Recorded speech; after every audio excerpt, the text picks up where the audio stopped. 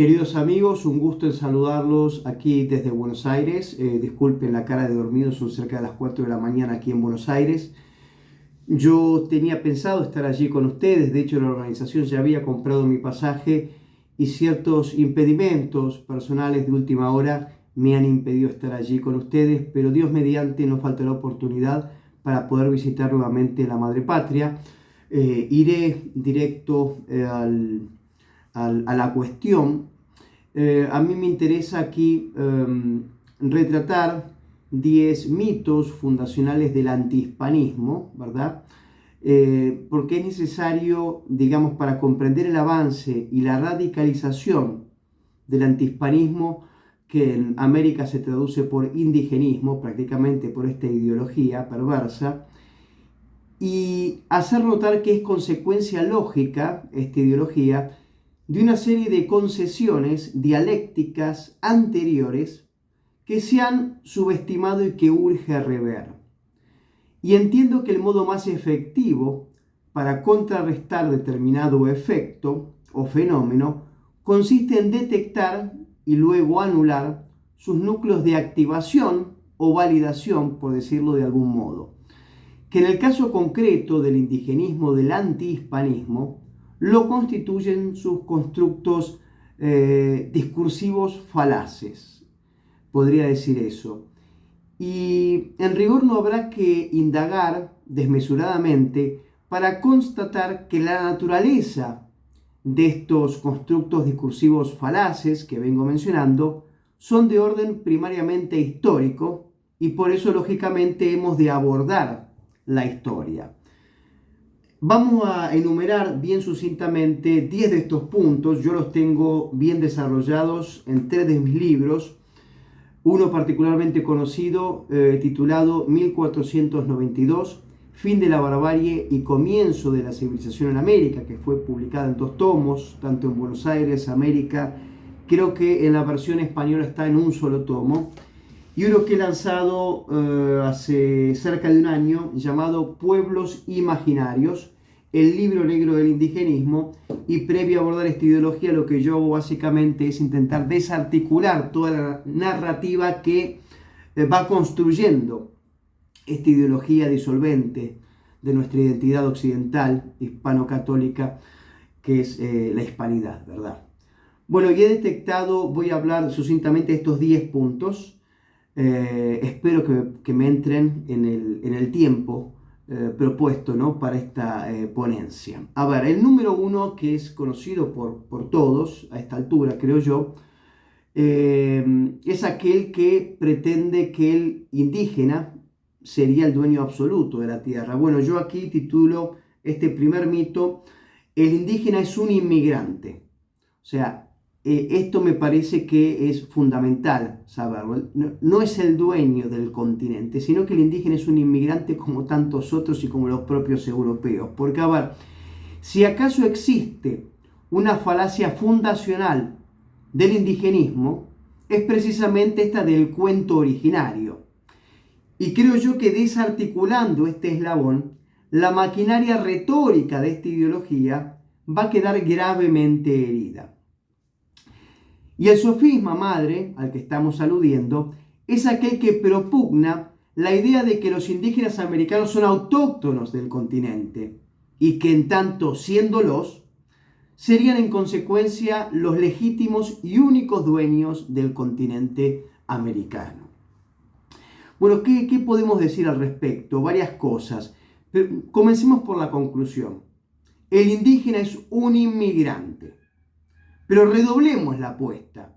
El indígena es tan inmigrante como el europeo. ¿Y cómo es esto? Los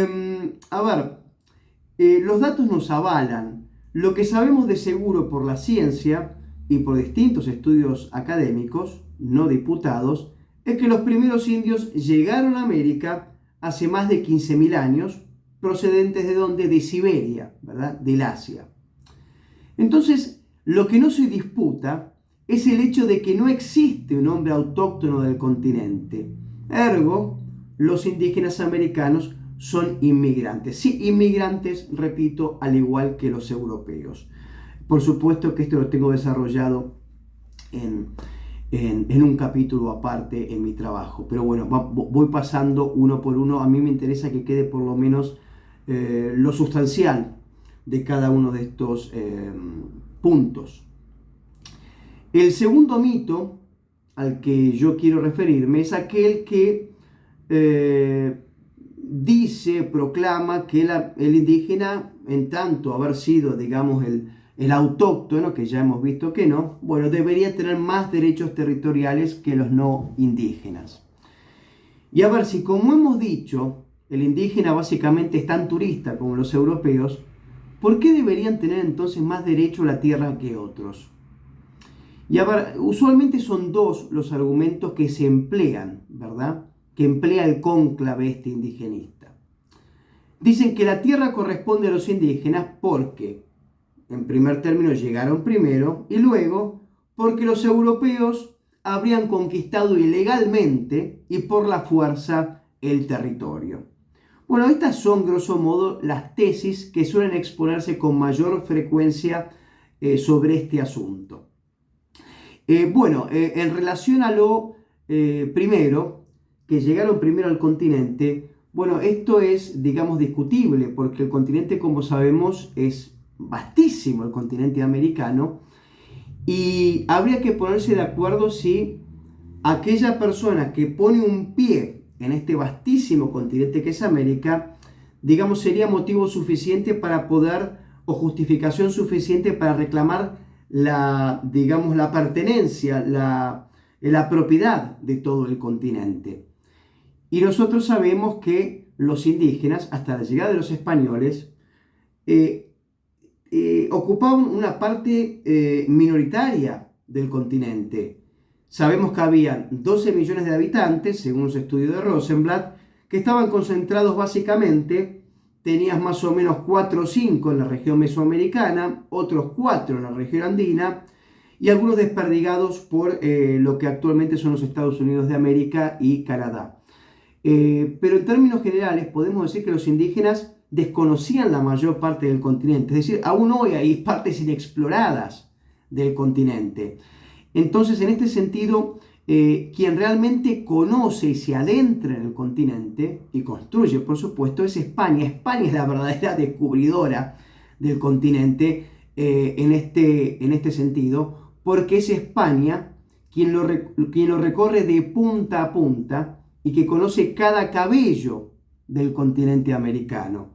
Los indígenas en general no tenían contacto unas culturas con otras, ¿verdad? Esto es importante mencionarlo, aunque sea así por arriba. Y luego, bueno, cuando dicen que se conquistó, que esto fue algo ilegal, bueno, a ver, ilegal sería algo contrario a la ley, ¿no? A la ley vigente constituida en aquel tiempo. Pero a ver, de ningún modo el descubrimiento de América fue una acción ilegal. España actúa en todo momento dentro de la legalidad, es decir, conforme a las normativas entonces vigentes del derecho internacional. Y en el caso concreto de América, recordemos que es el Papa Alejandro VI que concede aquellas tierras a los reyes católicos, y esta acción fue validada asimismo en el marco del derecho común europeo por el Tratado de Tordesillas en el año 1493. A ver, se podrá no estar de acuerdo con los parámetros que se utilizaban entonces en el derecho común europeo, pero no puede discutirse de ningún modo el carácter legal de lo entonces dispuesto, ¿verdad? Después nos dicen que el punto número 3, que es respecto a que España no habría, digamos, respetado a las poblaciones preexistentes, lo cual es un absurdo, pero digamos que el primero que no respetó a las poblaciones preexistentes fue el indígena americano.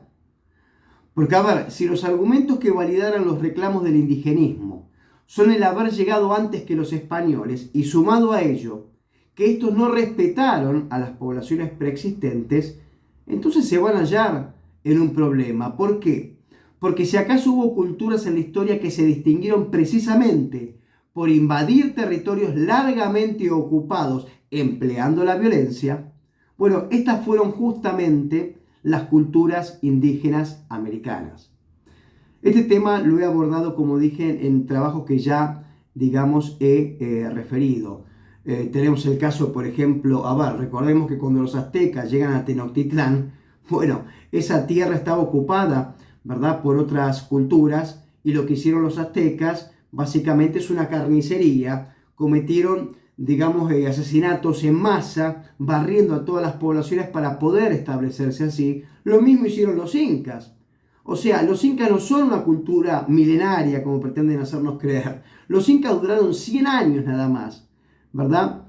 Pero borraron de tal modo la memoria de las culturas anteriores que ni siquiera le dejaron, digamos, el nombre, porque no solo exterminaban a las poblaciones, ¿verdad?, sino que lo primero que hacían al llegar a un territorio era ejecutar a los ancianos de la tribu conquistada, porque eran quienes transmitían la tradición de aquel pueblo de generación en generación, ¿verdad?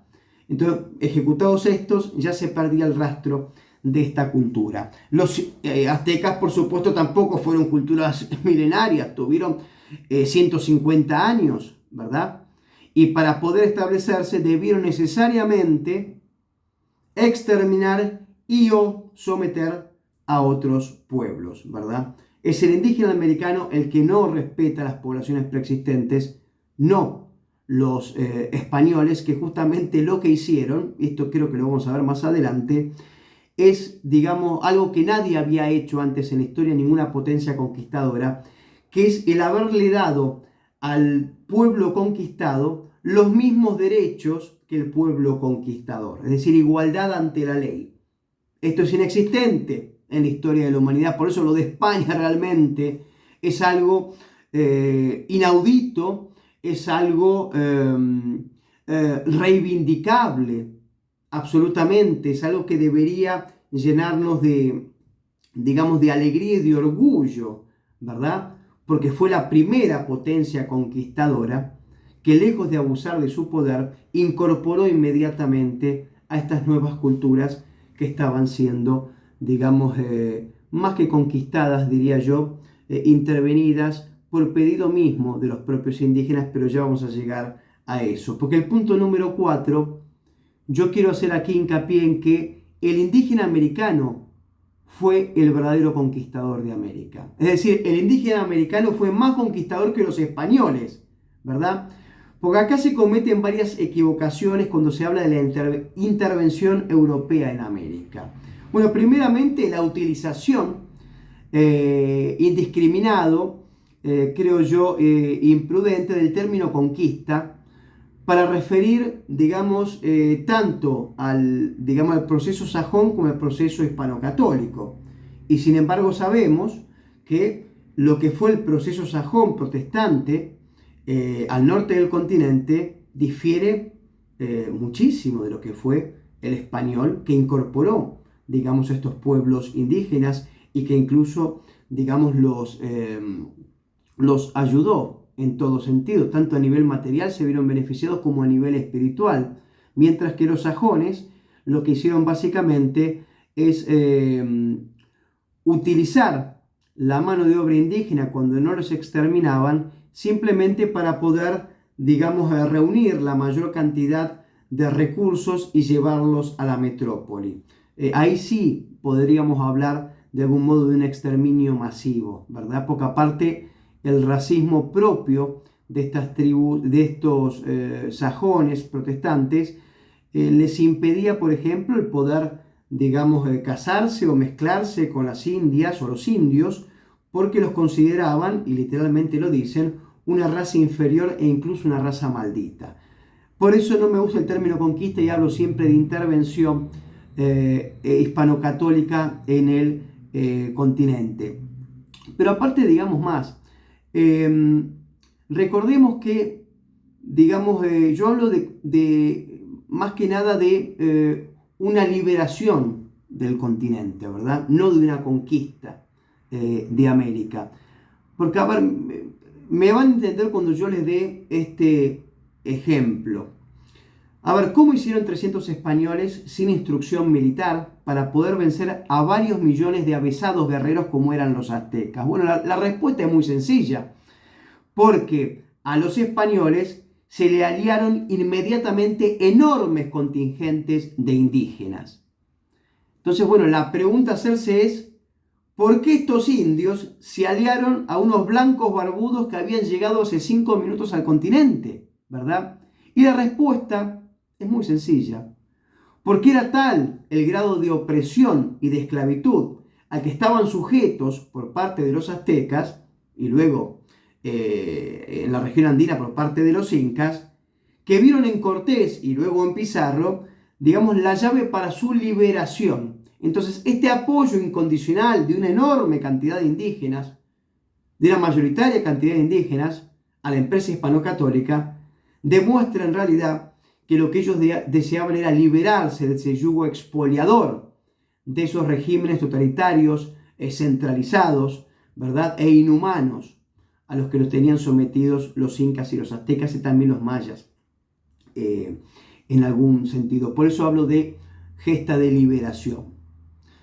El otro punto importante para desarticular toda la narrativa indigenista es sobre el genocidio. A ver, hubo 2 genocidios. Un genocidio que no existió, que fue, por ejemplo, aquel que habrían perpetrado los españoles sobre los indígenas por la mortandad indígena que se produce al contacto con el español, lo cual es cierto, pero lo que sabemos, ¿verdad? Y esto no está discutido, es que esa mortandad en un 99% fue producto, no ni de batallas de matanza de los españoles, ¿verdad? Sino de la viruela, ¿verdad? Entonces, esto está, digamos, completamente ya estudiado. Y aparte recordemos que hecatombes demográficas habían existido muchísimas antes de la llegada de los españoles al continente. Es decir, que no era nuevo para ellos esta mortandad a gran escala, ¿verdad? Sea por tanto epidemias, pestes, por cuestiones climáticas, por hambrunas, por 1000 motivos.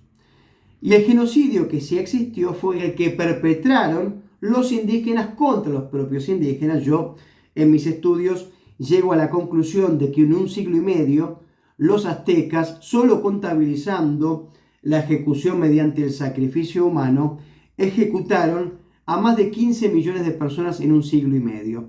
Tenían toda la infraestructura para hacerlo, y esto lo detallo por supuesto y recurro a fuentes en este sentido insospechadas de alguna simpatía para con España o con la Iglesia católica. Es decir, que tienen posiblemente uno de los genocidios más grandes de la historia, en 150 años, pero también tienen uno de los récords históricos de matanzas o de mayores matanzas en solo 3 días.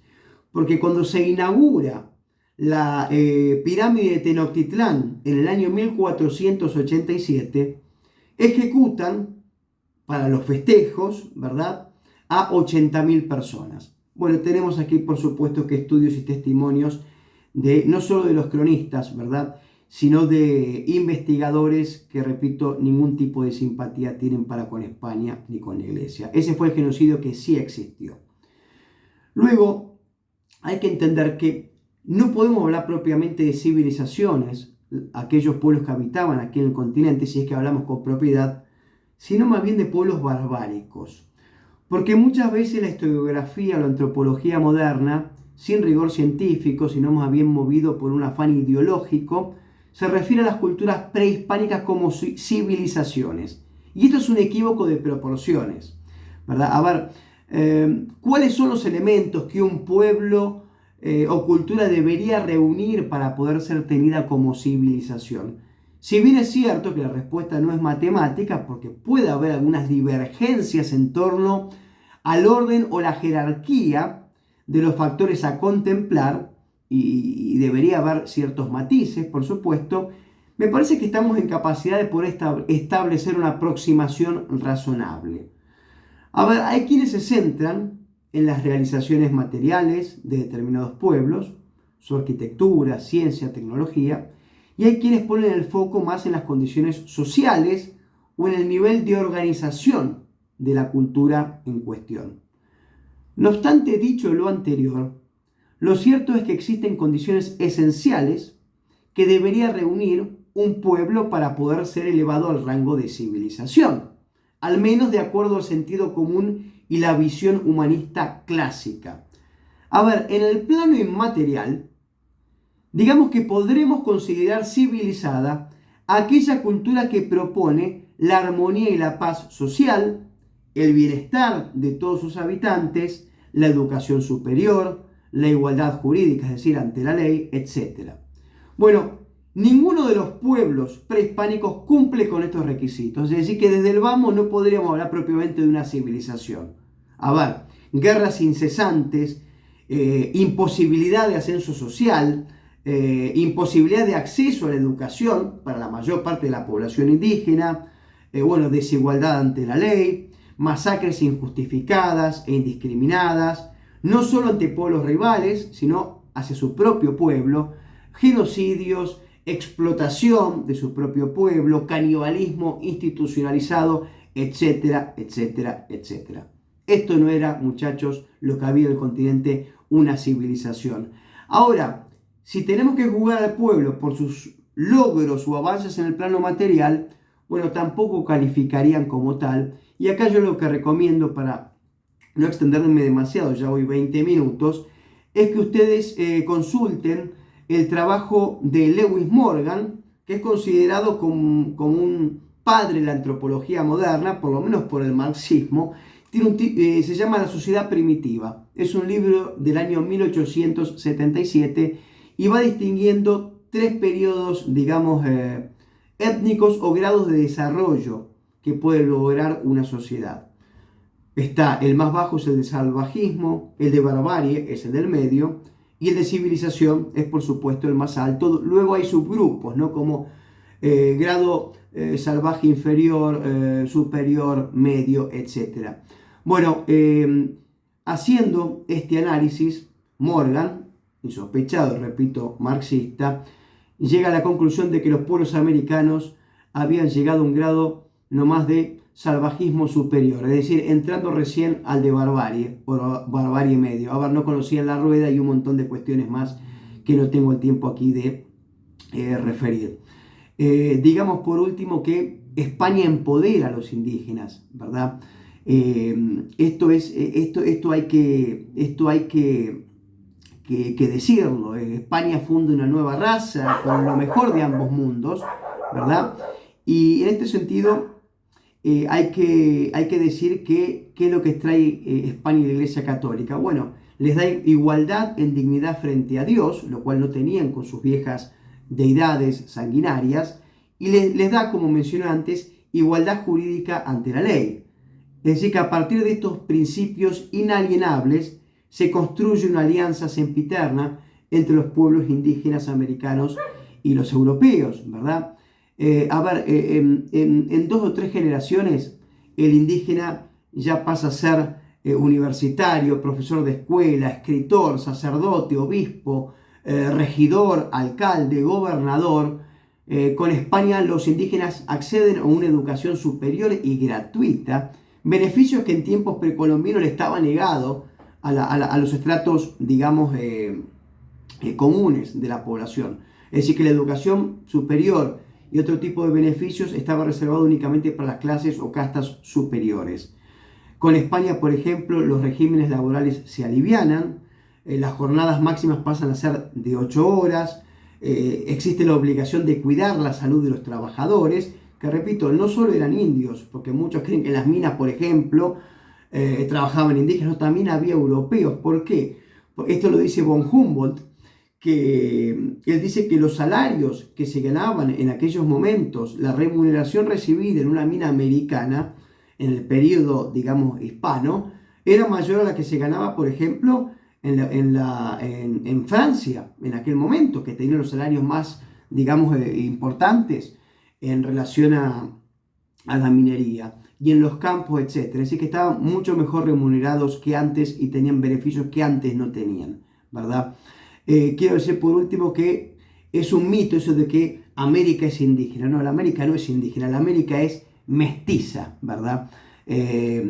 No existen prácticamente grupos, diría yo, puramente, étnicamente indígenas en el continente americano. Somos todos una gran mezcolanza, con un mayor o menor grado de mezcla.